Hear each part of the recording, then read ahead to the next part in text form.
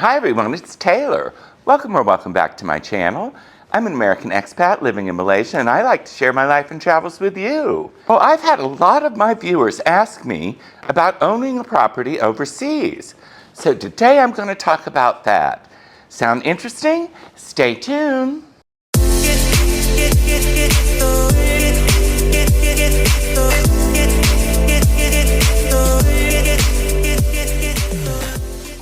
Now, I know you all probably think it's extremely complicated to have a property 12,000 miles away from where you live.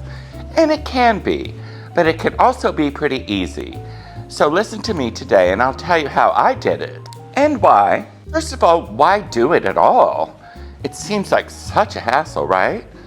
Well, yes and no. But I wanted to get a property in my home country and then receive rent in dollars and then translate that to Malaysian ringgit.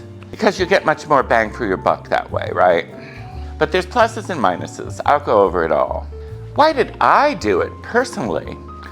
Well, I've talked about my apartment in Florida before, but I really bought it, first of all, because I had cash and I didn't want to just leave my cash sitting in the bank, and I don't invest in stocks. I'm too old for that. Although people might disagree with that. Not that I'm too old, but I'm too old to invest. But anyway, it's just my personality. So I thought if I kept that money in the bank, I would eventually just spend it all. So I've done this in the past, is I bought a piece of property with it. That way I can't really touch the money. And hopefully the property is going to increase in value. So that was one reason, because I didn't want to leave my money sitting there where I had access to it. The other reason was I had only been in Malaysia a couple years at that point, and I thought maybe I need a backup plan. I thought, what if I had a place that was all paid for back in the US that I could go back to if the need arose? So I started looking around for something to buy. Now, how do you find a property? Well, believe it or not, I found the property totally online. Now, it's important that you pick an area that you're familiar with, I would say. And of course, I picked my hometown area, Pinellas County, Florida, particularly Clearwater, because I thought that was a central location and would be desirable as a rental unit. It's hard looking online for something to buy, but I found a realtor and I identified a property that I really liked. A complex, I should say, which is Bay Oaks in Clearwater, Florida. It's in a really busy location, lots of shopping and stuff, which is good, but a lot of traffic too. But once you get back inside of Bay Oaks, it's just serene and beautiful with majestic bay oaks. Well, they're probably Florida oaks and some pine trees too. Anyway, before I actually decided, my sister lives in Tampa, you all might remember, which is not far from Clearwater, so she went over to look at the property herself and signed off on it and said, yeah, go ahead. I think it's a good thing. The first place I put an offer in on went to someone else, and that was a learning lesson because I bid too low. There was this other one I was looking at in the same complex that had a view of the pond with the fountain. Really much more desirable. The other one just viewed a trailer park next door. But it was, of course, thousands more because of the view. But I decided to just go for that one. The process of buying from overseas is pretty easy this day and age.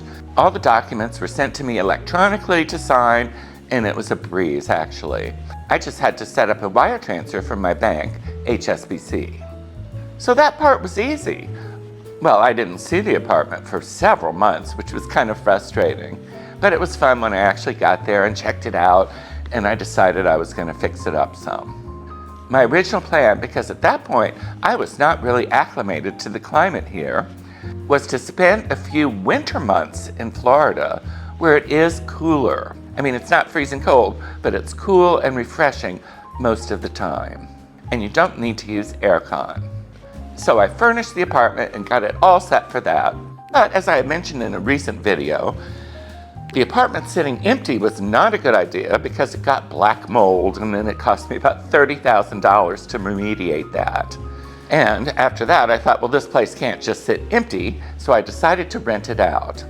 And I put an ad online, and my sister in Tampa. Again, it's helpful if you have a relative or someone in the area because you are going to need them once in a while.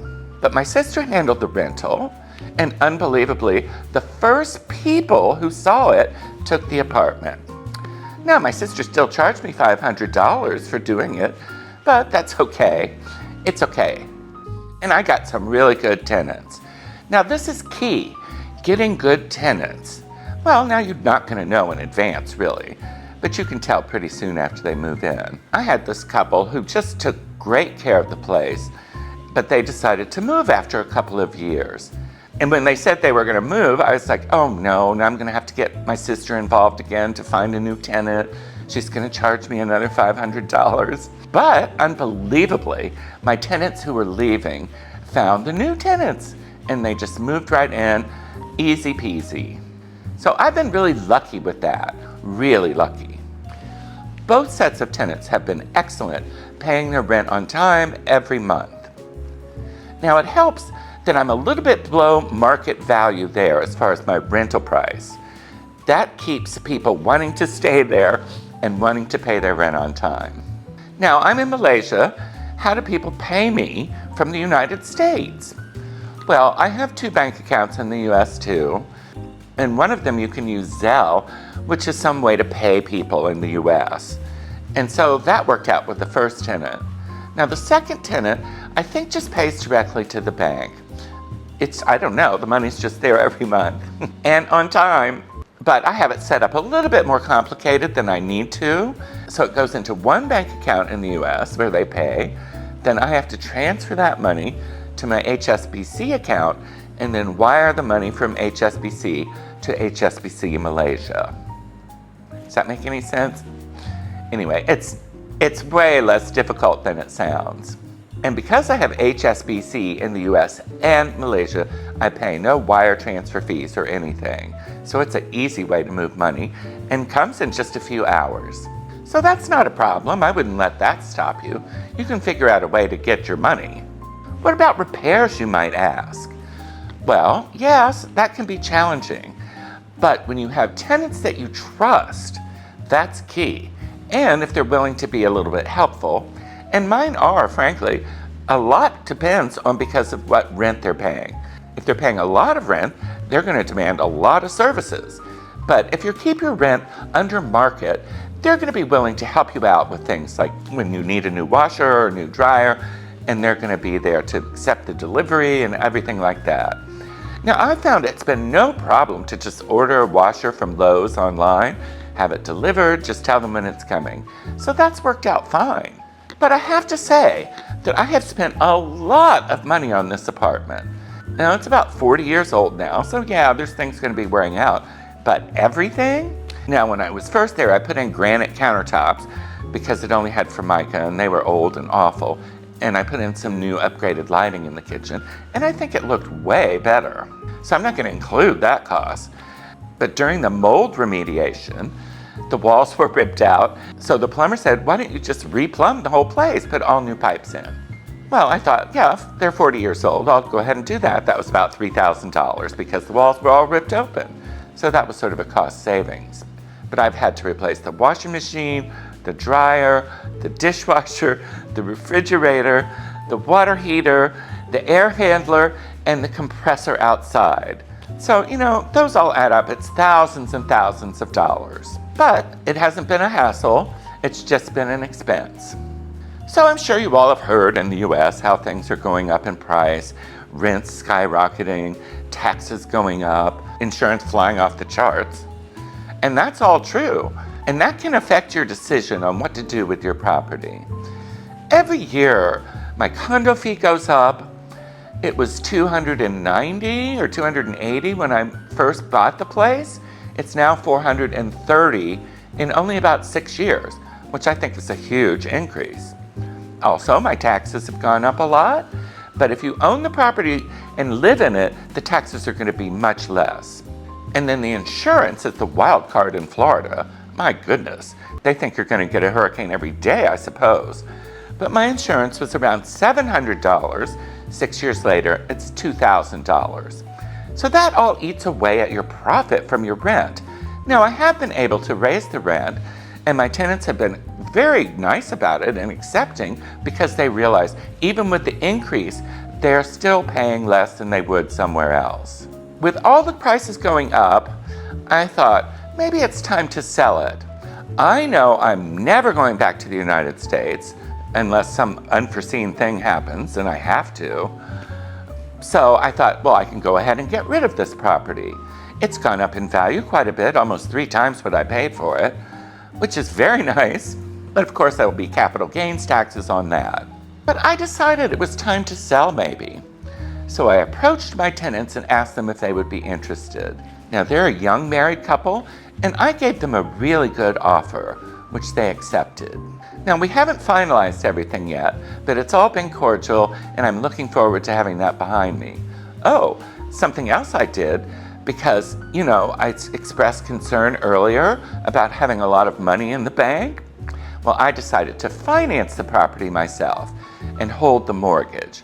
That means my tenants will be paying me the mortgage, which is more than I get from the rent, by the way, and yet I will have no responsibilities for the property anymore.